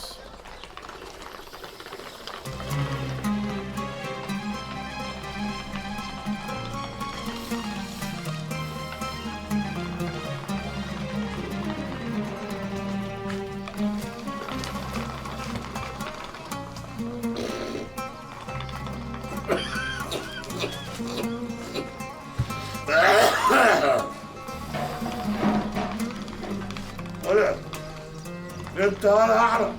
انت ولا هات لي حجر تاني بسرعه ولا اعرف. انا اسمي محمود الزكاك. لا انا اكني ما سمعتكش، ده لمصلحتك. ولا غرقتك البلا هات اللي بنقول لك عليه بسرعه. يلا بلاش رماده. طب صبرك عليا شويه، في زباين قاعدين تانيه. لا ده انت ابن لذينه قوي. ولا انت بتتنازل عليا انا؟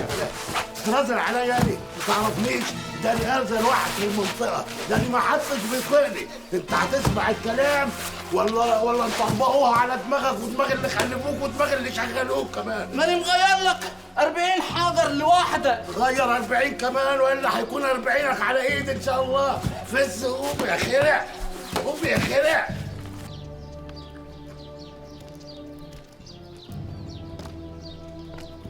تعالى هنا. رايح فين يا اخي؟ هي وكاله من غير بواب مش تدفع ثمن الحجاره اللي شربتها؟ تاني انت تاني؟ انت مستغني عن عمرك ولا ما تطيرش الحجرين من نافوخي. بالك لو الحجرين طاروا من نافوخي رقبتك هتطير من فوق كتافك. اهمت بقى يا معلم حسب الله، يا معلم عرابي، تعال شوف الزبون اللي مش عايز يفتح حسابه ده. مش دافع وباين الرزاله هتشتغل. وروني هتعملوا ايه؟ ان شاء الله تجيبوا الكراكون بذات نفسه ولا ها؟ الله الله الله الله الله. معلم عبد الرازق على سن ورمح. مرحب. ده صيته جايب بحر. قوم يلا قوم، انت مالكش دعوه. يلا مؤاخذة يا معلم، اللي ما يعرفك يتهالك. اتفضل هنا معانا، اتفضل. اتفضل. يا مرحبا مرحبا. بركة اني شفتك بخير يا معلم عبد الرازق. ألف ألف مرحب. كاس كونياك يا أبو أحمد للمعلم.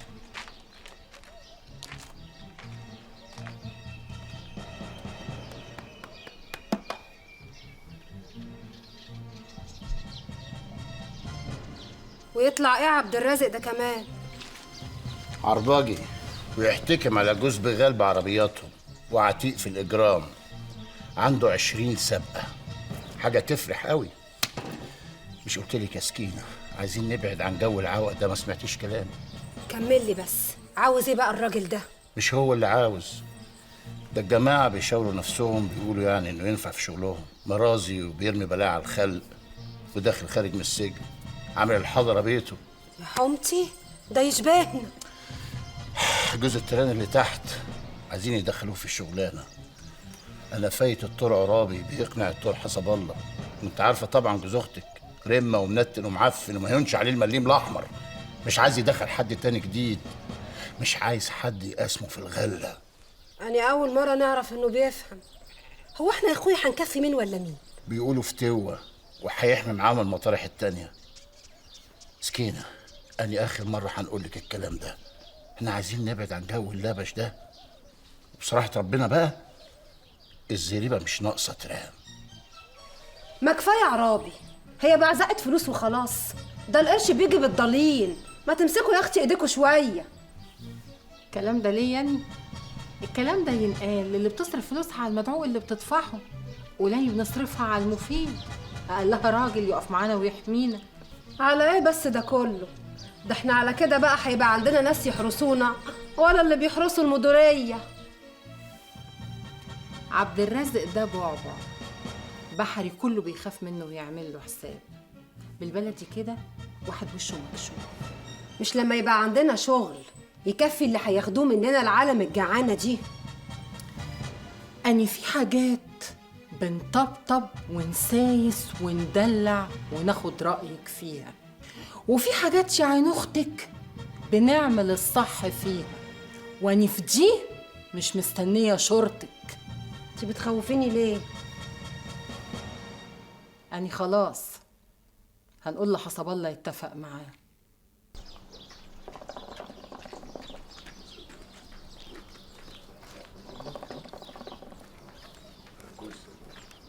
امي بتقول لكم ان هي عاوزاكم. عاوزانا فين يا باد؟ عندنا في البيت، هنروح لنادي خالتي سكينه وعم عبد العال.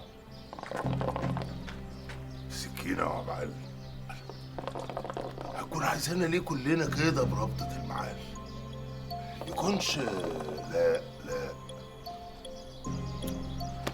على رأي المثل خبر بفلوس. يلا بينا يا رجاله. السلام عليكم. عليكم السلام. العوافة يا معلمة راية. يعافيك يا عبد الرازق. عقبال معزومة ولا ايه؟ فضلة خيرك يا اخوي. مساء الخير يا ري. مساء الخير عليك يا اختي. مساء الخير يا ام بديع. مساء الخير عليك يا عبد العال. اقعد. شوفوا بقى،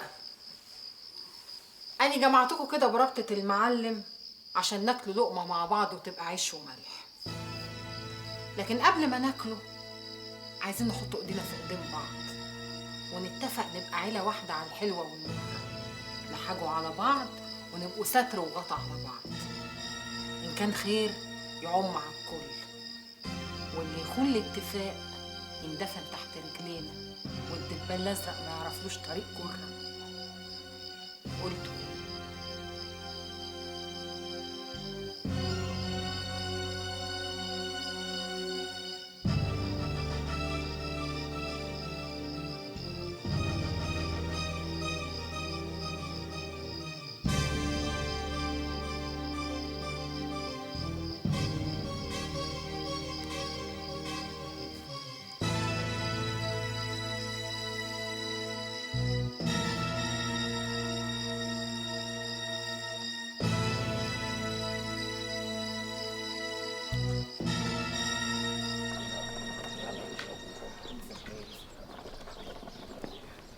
السلام عليكم. سلام ورحمة الله وبركاته. اتفضل يا سي محمد، اتفضل يا اخويا. مين الجدع ده؟ انا زي اللي شفته قبل كده كازانوبا. ده بيشتغل ايه؟ باين عليه قلاجة قوي. ده محمد خفاجة صاحبي، صاحب زريبة ودكان لبان كبير قوي، ده غير 3 بيوت ملك، والدكانة اللي مقفولة اللي هناك دي واخدها يتحنجل فيها. يتحنجل فيها؟ طب واللي زي ده ايه اللي يجيبه عندنا هنا؟ ما يروح المزاريطة بقى يافته دي. تصدق ولا ما تصدقش يا عبعال؟ هتصدق ان شاء الله. اني راسي براسه، ولو عزمني مرة على ايها حاجة اني لازم نردها له على طول. طيب ما تعزمه عندنا، ياخد له كاسين ولا حتى يشد له نفس. لا مؤاخذة يا حسب الله، قعدتكم ما تعجبهوش. اصل يا سي محمد ينف ومزاجه عالي قوي، ما يشربش الا الكونياك والويسكي، ولازم تكون الازازه مقفوله محدش لمسها. انما شغل البراميل والفياسكات والها الخمره المغشوشه بتاعت النص اللي بيضربها بالسبرتو الاحمر دي ما يشربهاش بتاتا. ولا يهمك يا سي عبد الرازق، اني اجيب له طلبه وهو كله بثمنه، بس انت الجدع وشده على هنا وهو كله بثمنه برضه. البيت ده صبح يا بت، اكسري وشوفي. عليا يعني الكلام ده يا بت الأبرسة، ده أنا ياما عملتها زمان من قبليك. قصدك ايه يا معلمة؟ قصدي يا اختي ان البيت ده كله ممشش، تحبي نكسراني؟ لا يسترها معاكي، بلاش الفضيحة. اسمك يا بت؟ عيش. وايه يا اختي اللي غصبك على كده؟ الحاجة يا معلمة، ربنا ما يحوجك ابدا. تعرفي تطبخي؟ نطبخ منين؟ ده احنا ما نعرفوش طعم الطبيخ ده جنسه ايه. أنا كنت عاوزة واحدة تطبخ للزباين اللي عندي، خضار ورز ولحمة وفراخ محمرة. أيوه، وفين الناس اللي بياكلوا الأكل ده كله؟ ما انت حينبك من حب جانب يا مارة. يا ريتني كنت نعرف. لو عايزاني نعلموكي. والأجرة قد إيه؟ الأجرة على قد التعب يا عين أمك.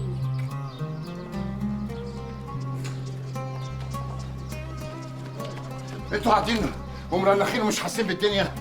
ده الياما قايمه في الشوارع. طب خد نفسك وخد سلام عليكم. في ايه يا عبعال؟ ايه اللي حصل؟ المظاهراتيه عند المرسي ابو العباس بالسوفه. قال ايه يا سيدي؟ بيقولوا لك الانجليز مش عايزين يقابلوا الوفد بتاع سعد زغلول. زغلول؟ يا جدعان ما تخلونا في اللي احنا فيه، احنا كنا كمان ناقصين المظاهرين دول. يعني فيها ضرب؟ الجيش الانجليزي بيضرب في الناس بالبارود. هم جايين النواحي دي؟ يعني نقوم ونسكوا المطرح. تسك ايه؟ يحضروا النبابيت. نبابيت ايه؟ بيقول لك بالبارود يا عرابي. وبعدين في وقف الحال ده يا جدعان، يعني انت شايف الشغل مقطع بعضه قوي يا حسب الله؟ دي الحاله بقت قوي. شيء مش باين له اخر يا جدعان. لا يا اخويا انا مش مستغنيه عنك، مفيش مروح شغل اليومين دول. يا سكينه انت فاكراني عيل صغير هتقولي لي روح وتعالى؟ دول بيضربوا بالنار. اعمل معروف يا عبده، هما يعني اليومين دول اللي هيجوعونا؟ طب تقدري تقولي لي بس هنعيش منين؟ واديكي شايفه حتى الشغل هنا واقف زي البت البايره. معلش انا ما نقدرش نعيش من غيرك يا عبده، ده ناكلها بدقه ولانك تروح من ايدي في شربة ميه. حتى الدقه يا سكينه مش هنلاقيها. بعدين يعني انا هكون احسن من الناس اللي بتنضرب كل يوم في المظاهرات بالنار. وعلى ايه ده كله؟ هم عاوزين ايه بالظبط؟ عايزين يكرشوا الانجليز يا سكينه. وهم الانجليز عاملين لهم ايه يا اخويا؟ ما احنا عايشين اهو وسط الخواجات وكله قلصت. دي حاجات ما تفهميش انت فيها يا سكينه. طب ما تفهمها لي يا ابو المفهوميه. ما ولا اني كمان فاهم. 24 عسكري من قوات الامن جرحى و4 ضباط من ضمنهم مأمور اسم الجمرك. ما جاش بيان باللي اتقتلوا واتجرحوا من الانجليز؟ هما ما بيرضوش يصرحوا بالمسائل دي. الحالة في البلد تقريبا متوقفة. الناس في الشوارع مش راضية تمشي. في شوارع عملوا فيها متاريس وقلعوا بلاطها وكسروه عشان يحدفوا بحجارته اللي تعرض له. ده حصل ايام الثورة الفرنسية. الثورة الفرنسية كانت ضد الفساد اللي كان موجود. هو الموجود دلوقتي ده مش فساد؟ يعني ايه دولة تيجي تحتل دولة وتستغلها؟ وما يعملوش كده ليه؟ مدام الملك ورئيس الحكومة راضيين. امال سعيد باشا ده عامل وطني ازاي؟ سعيد باشا ده كل اللي يهمه انه يفضل رئيس الحكومة. انا بستغرب على الناس المتمسكة بالسلطة ومستعدة انها تذل نفسها الاجنبي عشان يرضى عنهم ويخليهم في الحكم بصرف النظر عن مصلحة شعوبهم. خد من ده كتير يا ابراهيم. ياما هيورد على مصر ناس من اللي انت بتقول عليهم دول.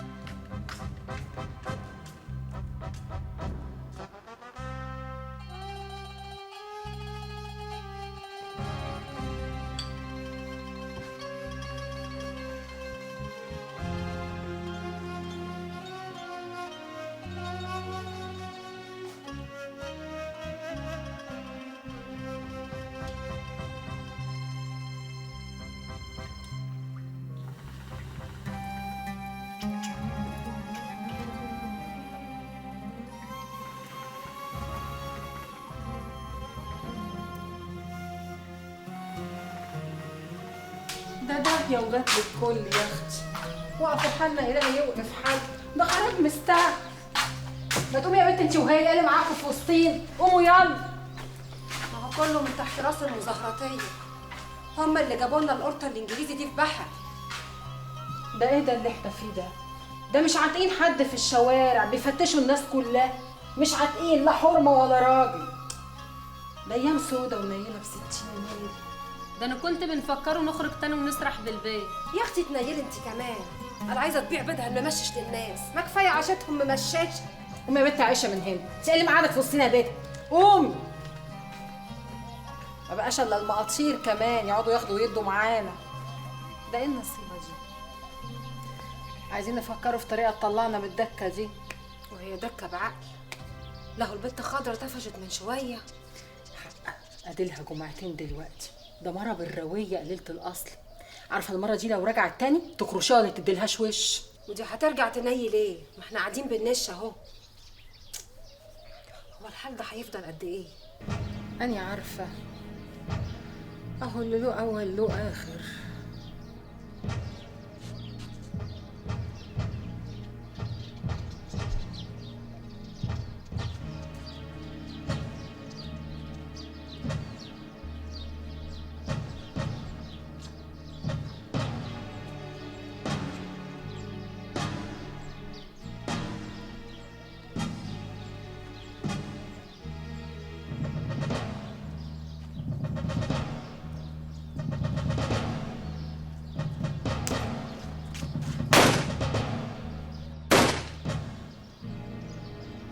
ولا باين لها اخر.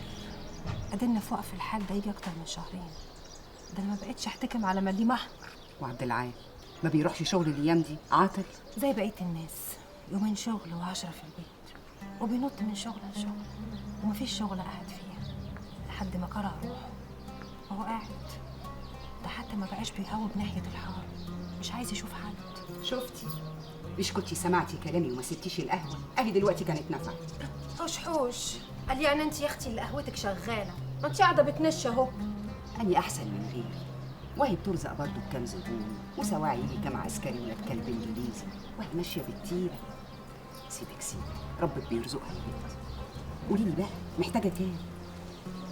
انا عارفه يا اختي اني بنتقل عليك. اخص عليكي يا سكينه، واني اللي عندك اختي؟ مش القصه، أنا بس خايفة تكوني أنت كمان قشلانة ودك. لا يا أختي ما تخافيش عليا أنا. قولي لي بقى محتاجة كام؟ شوفي لي 2 جنيه، أصلا أنا ملزمة بريا وبنتها وجوزها، مادام بنعرف نتصرف. يا أختي هو أنت كنت خلفتيهم ونسيتيهم؟ ده إيه المرار ده؟ هنعمل إيه بس يا أختي؟ يعني نسيبهم يموتوا من الجوع؟ قال على رأي المثل، أردب مهولاك ما تحضر كيلو تتعفر دقنك وتتعب في شيله. أنا عندي حل لليلة السوداء اللي احنا عايشين فيها دي. ما تتكلم على طول يا عبد الرازق. ايه؟ هترجع تشتغل عرباجي تاني؟ هننقله ايه يا حسرة في الشوارع المقفولة دي؟ ما تسيبوه يتكلم يا جدعان. قول يا عبد الرازق ايه اللي في دماغك؟ نشغلوا الرزالة على الخواجات، ننزلوا بالليل نصطادوا كام عسكري انجليزي، نخلصوا عليهم ونقلبوهم. ده فلوس، ده حتة سلاح، ده وكده يعني. يا سلام، اتسطرت ولا جرى حاجه لنفوخ؟ بقى احنا بنقول يا حيطه دارينا نقوم نقتل الانجليز. واحنا هنعمله ده في السر يا حسب الله. ليه؟ لو احنا كنا هنعمله كده عيني عينك. شيل الكلام ده من راسك. الانجليز في الشوارع نازلين ضرب في الناس عمال على بطال. ما بالك لما نقتل حد منهم يعملوا فينا ايه؟ هيجيبونا من تحت تقطيع الارض. امال هنعمله ايه بس يا خالد؟ بقول لك ايه يا عرابي، ما تشوف الحرمه اللي تابعك دي تقلبها لنا في قرشين. نازله؟ فكرك معاها حاجه؟ معاها حاجه؟ دي خياطه ومتصياطه، ولا الناس كمان بطلت تلبس؟ الناس بعت هدومها حسب الله، يبقى هيفصلوا بدلها ازاي؟ احنا لازم نشوف لنا حل، نشوف لنا سكه نجيب من وراها قرش. معلمه مسكينه جايه معاها التموين. دي جابت فلوس منين؟ دي الصبح قالت لي ما معهاش مليم احمر. اصلها مرة عجيبه بصحيح. ما هو ده حصل من يوم ما دار الحمايه البريطانيه اصدرت القرارات بتاعت مشاركتنا يا مصريين في اداره البلد. الناس عندها حق، محدش يرضى لحد انه يدخل بيته ويدير له حياته. بس المظاهرات رجعت اعنف، والشعب كل يوم بيموت منه عشرات، واللي زاد وغطى حكايه الجنازات والنعوش الفاضي، وبعدين الجنازه تتحول لمعركه وضرب نار. جنابك ما قريتش القرارات اللي صادره من دار الحمايه البريطانيه ان الجنازه ما تزيدش عن 100 فرد؟ ايوه بس احنا مش هنقدر نعمل كده، دي جنازات شهداء يا ابراهيم. ما هي بتتحول في الاخر جنابك لمجزره بين ولادنا وعساكر الانجليز. طيب انا بقول اننا نحوط الجنازه من دول ونحاول نمنع عنهم اصطدامهم بالانجليز. جنابك مش هنقدر نعمل كده، الحكايه فيها ذخيره حيه، ولو ده حصل هتبقى كارثه. مش كفايه مجوعيننا وقافلين بباب الرحمه؟ لا، ومقطوع لنا في بحري، بيضربوا في الناس بالباروده، والدم في الشوارع بقى للركب. طب انا عندي ليكوا فكره، انما ايه ممكن اي حاجه ترجع لنا لقمه العيش احنا معاكي فيها. بنقول لك ايه، احنا حرمتين محدش هياخد باله مننا، احنا نروحوا نقلبوا الناس اللي سايحه في دمها. ايه مالك نزل عليك صهمان؟ بنقولوا عجبه؟ اما انك ولية مركز زي انت ايه، غول بنياب، عايزه تروحي تمد ايدك في جيوب ناس ميتين؟ وماله يا عبد العال، فيها ايدي يا اخويا، اهو اي حاجه نجيبه منها قرش بالعقل كده. فين العقل اللي في كلامكم انتوا الجوز؟ حرام ولا هو كان حرام؟ الحرام هو المرار اللي في عيشتنا اللي احنا فيها دي. لقمة العيش اللي بندوروا عليها دي نجيبوها من اي حته تانية، ان شاء الله نجيبوها من حباب عينين الناس، بس مش من ميت. لهو انت ما تعرفش ان الحي يبقى من الميت؟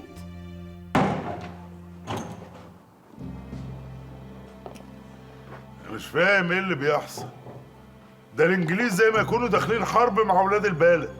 انا عندي خوذه منام السلطه، نقوم نلبسوها ونطيحوا في العالم ده. لا لا لا لا، قلبك ابيض قلبك ابيض. انا رايي ان احنا نجيب الخوذه نبيعوها وناكلوا بثمنها، ولا حتى نجيبوا دخان. اما بطلوا ده واسمعوا ده. الله، انتوا ناويين تبيعونا هدومنا ولا ايه؟ ايه يا حسب الله، انتوا ايه حكايتكم بالظبط؟ هو احنا اللي هنصرفوا عليكم لا مؤاخذه، ولا انتوا اللي هتصرفوا علينا، ولا انتوا ناويين تقضوها يا ساتر، ده ايه الايام الرذيله اللي احنا عايشينها دي؟ ما تقوم يا نص، هات لنا كاسين من المغشوش بتاعك ده، يلا على حساب المعلم حسب الله. يا لهوي يا لهوي على الشوارع بره، يا لهوي وعلى اللي حاصل فيها. يا مرحب يا خضرة، اهو اللي حاصل في الشوارع ده هو اللي حماك اني نخنقك بايدي. ربنا ينتهك بالسلامة. ايه ده؟ دايما على بالي يا معلمة. لو اني على بالك بصحيح ما كنتش رحتي وقلتي عدولي يا مرة بالرواية ليلة الاصل. نعمل ايه؟ الشغل ملهي الواحدة. هو فين يا اخت الشغل ده؟ ما الشغل ما هو نايم اهو. انا مش بتكلم على اليومين دول، انا بتكلم على اليومين اللي فاتوا. القرشين اللي كنت حايشاهم عشان عازة الايام السودة دي ضيعتهم. قلت نيجي نشوف عندكم صرفة، ان شاء الله تقومي بالسلامة.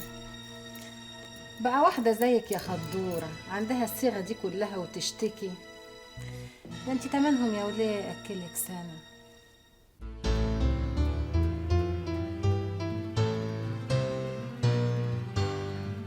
الأولى